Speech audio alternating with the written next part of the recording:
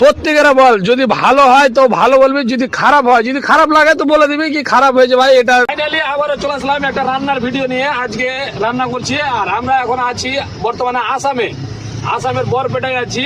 আর বাজার করলাম, একটু আগে বাজার করলাম, বাজার করে সাইডে লাগিয়ে একটা পাম্পে রান্না চাপিয়েছি। এখানে আছে ফুলকপি, আলু, আর এগুলো আছে ওলকপি। ওই অনেক দিন আগে বাড়িতে ওলকপি খেয়েছি আর আজকে পেলাম মার্কেটে দেখতে, তার জন্য নিয়ে নিলাম একটা ওলকপি আর আলু আর ফুলকপি দিয়েছি। আর মাছ নিয়েছি, এগুলো মাছ নিয়েছি পাবদার মাছ, 7 পিস আছে পাবদার মাছ, না সরি 6 পিস আছে। তো দুজন আছি, যেহেতু আমার সাথে হেল্পার আছে তার জন্য একদিনের জন্য হয়ে যাবে পাবদার মাছ। আর এদিকে লঙ্কা, পেঁয়াজ আর টমেটো রেখেছি। এদিকে ভাত চাপিয়ে দিয়েছি, ভাত কিন্তু অলরেডি হতেই চললো। তো যাই হোক, আজকে দেখি রান্নাটা কেমন হয় না হয়।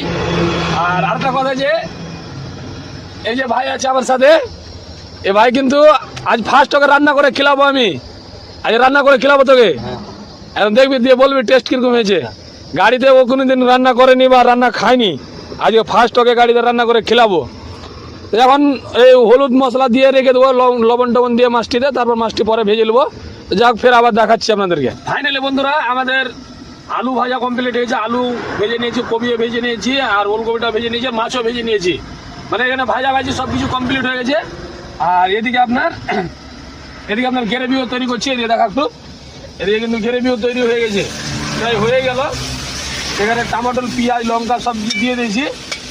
এই গ্রেভিটা তৈরি হয়ে যাবে। গ্রেভিটা তৈরি হয়ে গেলে এখানে জল দিয়ে দেবো, আর জলটা ফুটে গেলে এগুলো ছেড়ে দেবো। তো 10-15 মিনিটে কমপ্লিট হয়ে যাবে। তো যাই হোক, এখন রান্নাটা কমপ্লিট হয়ে যাবে। একবারে খেতে বসার পরেই তারপরে দেখাবো আপনাদেরকে কিরকম টেস্ট হয়েছে না হয়েছে, সব কিছু বলবো। সত্যি করে বল, যদি ভালো হয় তো ভালো বলবি, যদি খারাপ হয়, যদি খারাপ লাগে তো বলে দিবি কি খারাপ হয়েছে ভাই, এটা কমেছে, এটা কমেছে। সত্যি করে বল, ভালো হয়েছে না খারাপ হয়েছে।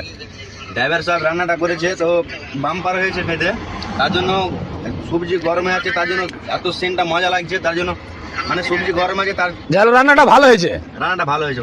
যাই হোক রান্নাটা ভালো হয়েছে। তো যাই হোক, গাড়িতে রান্না ভালো হবেই, দেখতে পাচ্ছেন।